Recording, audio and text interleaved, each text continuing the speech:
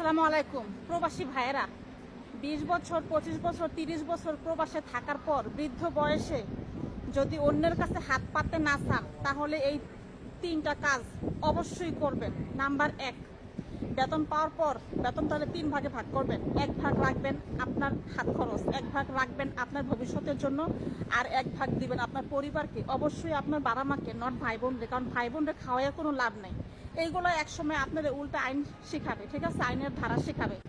Number 2, নিজের শরীরের প্রতি যত্ন নিবেন, ঠিক আছে। আপনি যদি 10 দিন না খেয়ে থাকেন, আপনি যেমন প্রতিদিন সকালে ফোন দিয়ে আপনার পরিবারের খোঁজখবর নেন, আজ পর্যন্ত আপনার পরিবার কোনোদিন ফোন দিয়ে আপনারা কইছে যে বাবা এই মাসের টাকা পাঠাইতে হবে না, এই মাসের টাকাটা দিয়া তুই একটু ভালো মন্দ খা, একটু ভালো জামা কাপড় কিন, কয় নাই। তো এরা কোনোদিনও বলবে না, ঠিক আছে। অতএব নিজের শরীরের খোঁজখবর মানে নিজের যত্ন নিজে নিবেন। নাম্বার 3, একটু পরিবারের খোঁজখবর রাখবেন। পরিবার বলতে আপনার স্ত্রী